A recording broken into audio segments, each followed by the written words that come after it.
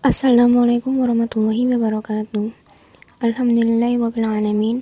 Wassalatu wassalamu ala asrofil anbiya'i wal mursalin sayyidina Muhammadin wa ala alihi wa ashabihi ajma'in.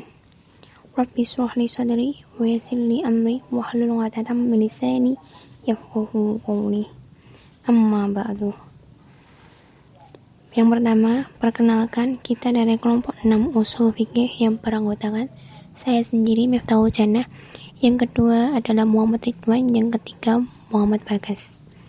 Di sini kami akan menjelaskan tentang mazhab Maliki. A. Profil Imam Maliki. Imam Malik lahir di kota Madinah pada tahun 93 Hijriah. Memiliki nama lengkap yakni Malik bin Anas bin Malik bin Abi Amr bin Al-Haris bin Utsman bin Jusail bin Amr bin Al-Haris Al-Ashhabani Al-Himyari, Abu Abdillah Al-Madani, dan subsuku dari Himyar, salah satu suku Qotani yang suku yang menguasai sebuah kerajaan besar pada masa jahiliyah. Kerajaan mereka dikenal dengan Tatabi'ah, jamak dari kata Tuba. Tuba disebutkan di 2 tempat dalam Al-Quran yang mulia. Kakek bapaknya, Abu Amir, diperkirakan oleh sementara orang sebagai salah satu sahabat Nabi. Disebutkan juga bahwa ia ikut serta dalam seluruh peperangan yang diikuti Rasulullah. Semoga Allah merahmatinya, kecuali pada perang Badar. Akan tetapi, Ibnu Hajar menyebutkan dalam Isabah karya Ad-Dahabi bahwa ia tidak menemukan seseorang yang menyebut sebagai salah seorang sahabat Nabi, meskipun ia memang hidup semasa dengan Nabi. Sedangkan Malik ibnu Abi Amir, kakek Imam Malik, adalah seorang ulama besar tabi'un. Ia adalah salah satu dari mereka yang menulis mushaf di masa Amir al-Mu'min, Utsman bin Affan. Ia memiliki 4 orang anak. Anas, bapak Imam Malik, Abu Suhail yang sebenarnya adalah Nafi ar-Rabi'an, dan Uwais, kakek dari Ismail ibnu Abi Uwais, dan saudaranya Abdul Al-Hamid. Kedua orang ini, Ismail dan Abdul Hamid, merupakan murid di antara murid-murid lain dari Imam Malik. Sekaligus periwayat hadis-hadis sahih. 4 bersaudara, Anis, bapak Imam Malik, dan saudara-saudaranya, meriwayatkan dari bapak mereka, Malik ibnu Abi Amir, dan yang lainnya. Kemudian meriwayatkan dari mereka. Yang paling terkenal di antara mereka dalam konteks pengetahuan dan periwayatan, Abu Suhail, Imam Malik menghubungkan diri dengannya sebagai yang dilakukan oleh periwayat-periwayat hadis-hadis sahih lainnya. Al-Bukhari, Muslim, dan yang lainnya meriwayatkan dari Malik bin Abi Amr dan anaknya Abu Suhail. Dengan ini terbukti bahwa Imam Malik merupakan anak keturunan dari mereka terkenal dalam periwayatan dan pengetahuan. Sebagian di keutamaan keluarga melahirkan tersebut terjadi pada tahun 90 setelah hijrah. Meskipun juga ada pendapat-pendapat lain, ia meninggal pada usia 87, menurut catatan yang paling meyakinkan. Meskipun ada pula yang mengatakan bahwa usianya mencapai 90 tahun. Mus'ab Az-Zubairi mengatakan bahwa Malik adalah seorang yang memiliki wajah tertampan, bermata menarik, berkulit putih bersih, tinggi badannya serasi, dan bentuk tubuh yang amat baik. Di antara karya-karya beliau antara lain Risalah ila Ibnu Wahfi Al-Qadar, Kitab An-Nujum, Risalah fi Al-Qadiyah, Tafsir li Gharib Al-Quran, Risalah ila Lais bin Sa'ad, Kitab Syair, Kitab Al-Manasi, Risalah ila Abu Hasan, dan Kitab Selanjutnya, riwayat keilmuan. Pada saat Malik tumbuh dewasa dan pada masa sebelumnya, Madinah Al-Munawwarah berkembang dengan para ulama besar yang merupakan pewaris langsung pengetahuan para sahabat. Di antara mereka adalah 7 fuqaha kota Madinah dan sahabat-sahabat mereka yang belajar dari mereka. Malik sendiri selalu haus akan ilmu dan mengabdikan dirinya untuk mengumpulkan ilmu dari tokoh-tokoh tersebut. Dalam membaca Al-Quran, ia diajari oleh Imam Nafi'i, Ibn Abdurrahman, Ibn Abi Nu'aim, imam para pembaca Al-Quran kota Madinah, dan salah satu dari 7 membaca Al-Quran. Abu Amr Ad-Dani yang memasukkan biografi Imam Malik dalam bukunya Tabaqat Al-Qurra menganggap sebagai salah seorang pembaca Al-Quran. Ia menyebutkan bahwa Imam Al-Zawi belajar Al-Quran dari Malik ketika ia berusaha memahami tafsirnya. Imam Malik bertemu dengan sejumlah orang yang mewarisi ilmu pengetahuan dari para sahabat dan tokoh-tokoh tabi'un. Ia tidak menghadiri kelompok setiap orang yang duduk mengajar di masjid Nabi ataupun mereka yang bersandar di tiang-tiang masjid Nabi mengajarkan hadis Rasul Allah Subhanahu wa Ta'ala. Tapi Malik biasanya hanya belajar dari orang yang ia pandang memiliki ketakwaan, ketelitian, ingatan yang baik, pengetahuan, dan pemahaman, dan dari mereka yang benar-benar mengetahui bahwa mereka bertanggung jawab atas apa yang dikatakan di hari kebangkitan. Subaib al-Hajjah, salah seorang ulama besar hadis, mengatakan bahwa Malik sangat membedakan. Ia tidak bisa menulis atau mencatat dari setiap orang. Mengetahui bahwa Imam Malik berasal dari sebuah keluarga berilmu dan tumbuh besar di Madinah Al-Munawwarah yang merupakan ibu kota ilmu pengetahuan di saat itu, khususnya ilmu hadis, dan juga mengetahui kuatnya ingatan Malik, pemahaman, takwa, keteguhan, dan ketabahannya dalam menghadapi segala hambatan pencarian ilmu. Tidaklah mengherankan jika kita melihat bahwa ia dapat menyelesaikan pelajarannya pada usia yang sangat muda. Periwayatan yang dapat dipercaya bahwa ia sudah duduk memberikan fatwa pada umur 17 tahun. Ini bukan karena ambisi anak muda atau karena hasratnya untuk tampil.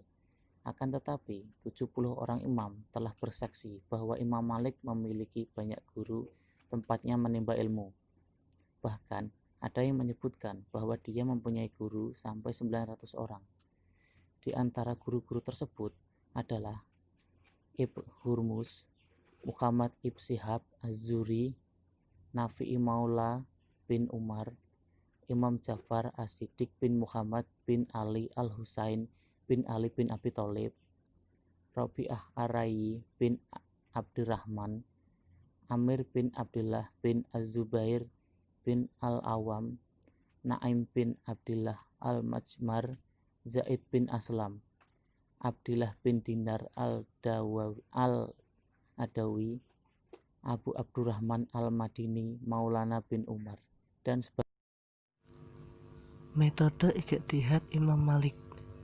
Imam Malik adalah peletak dasar mazhab Maliki yang dikenal sebagai ahli hadis dan ahli fikih.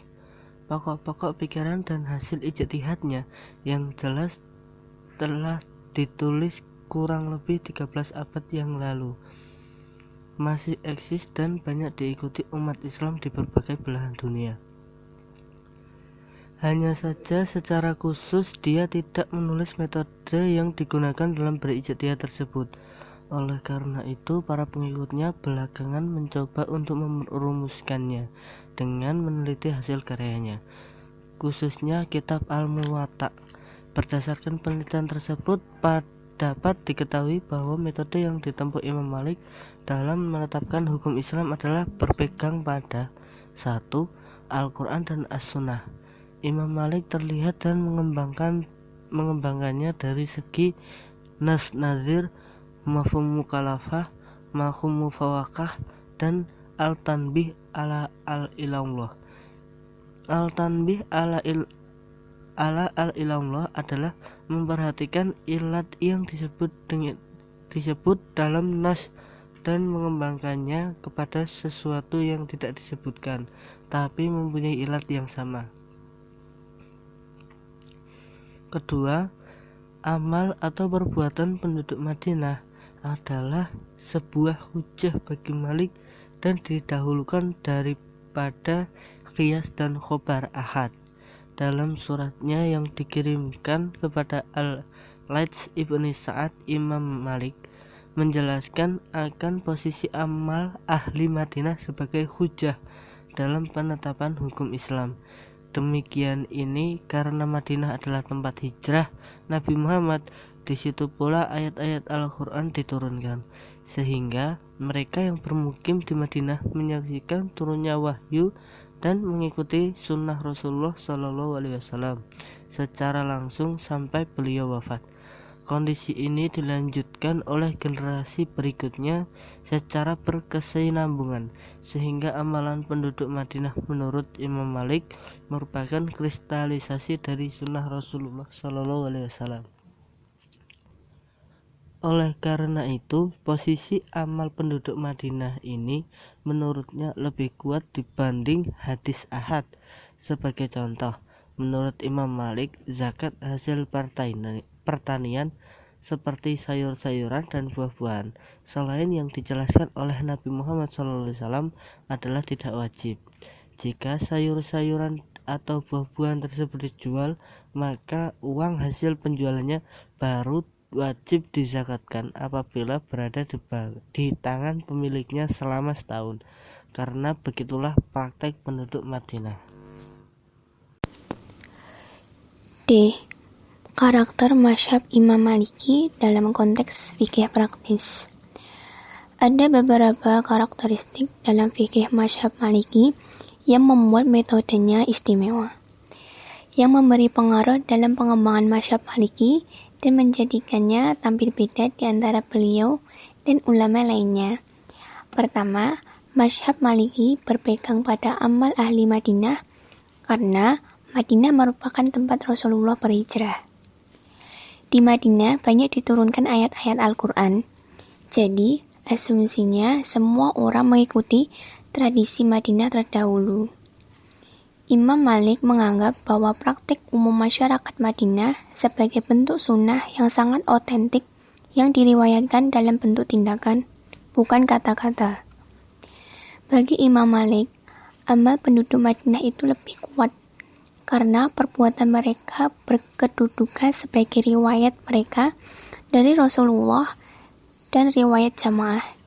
Dari jamaah itu lebih utama didahulukan daripada riwayat individu dari individu. Namun, Imam Malik tidak mengharuskan orang-orang dari negeri lain menuruti pekerjaan orang-orang Madinah. Beliau hanya menganjurkan untuk menjadi pilihan yang dalam berijtihad. Dalam hal ini, mayoritas fuqaha di berbagai pelosok negeri membantahnya, dan fuqaha tidak melihat amal atau perbuatan mereka itu sebagai hujjah, karena mereka tidak maksum, terpelihara. Kedua, dijadikannya masalah al-mursalah istislah sebagai sumber hukum. Masalah al-mursalah adalah hal-hal yang bertujuan untuk kemaslahatan manusia, tetapi tidak disebutkan oleh syariat secara khusus. Kemaslahatan ini tidak diperlihatkan oleh syara' kebatalannya dan tidak perlu disebutkan nas tertentu dan dikembalikan pada pemeliharaan maqasid syariah. Keadaan maksudnya dapat diketahui dengan Al-Quran, Sunnah, Ijma' dan tidak diperselisihkan mengikuti kecuali ketika terjadi pertentangan dengan maslahat lain. Maka dalam kondisi seperti ini, Imam Malik mendahulukan beramal dengannya. Contohnya, memukul orang disangka pencuri akan mengakuinya. Malik berpendapat membolehkannya dan oleh ulama yang lain berselisih dengannya, karena kemaslahatan ini bertentangan dengan kemaslahatan lain, yaitu kemaslahatan orang yang dipukul, karena barangkali ia benar-benar tidak mencuri dan tidak memukul orang yang berdosa. Lebih ringan dosanya daripada memukul orang yang tidak bersalah. Meskipun benar-benar adanya, maka terbukalah kesulitan penyerahan harta. Namun, dalam memukul juga pintu penyiksaan yang orang yang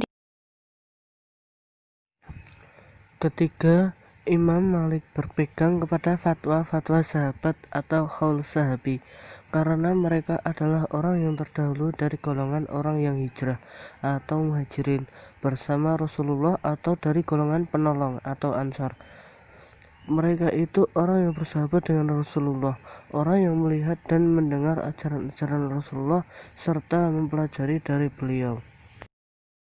Keempat, Imam Maliki menggunakan istihan dalam berbagai masalah, seperti jaminan pekerja, menolong pemilik dapur roti dan mesin giling, bayaran kamar mandi bagi semua orang itu sama, dan pelaksanaan qisas yang harus menghadirkan beberapa orang, saksi, dan sumpah. Kelima, kedudukan sunnah di hadapan Imam Malik. Beliau tidak mensyaratkan dalam menerima hadis itu mesti masyhur dalam masalah umum al-balwa sebagaimana disyariatkan mazhab Hanafi. Ia tidak menolak kabar ahad karena perselisihan dengan qiyas atau karena bertentangan dengan perbuatan perawinya. Tidak mendahulukan qiyas daripada kabar abad, dan ia menggunakan hadis mursal. Dalam kabar ahad disyaratkan tidak perselisihan dengan amal atau perbuatan penduduk Madinah, dan sandaran Malik dalam hadis adalah apa yang diriwayatkan oleh para ulama Madinah. Demikian yang bisa kami sampaikan. Apabila ada salah kata, kami mohon maaf. Billahi taufiq wal hidayah. Wassalamualaikum warahmatullahi wabarakatuh.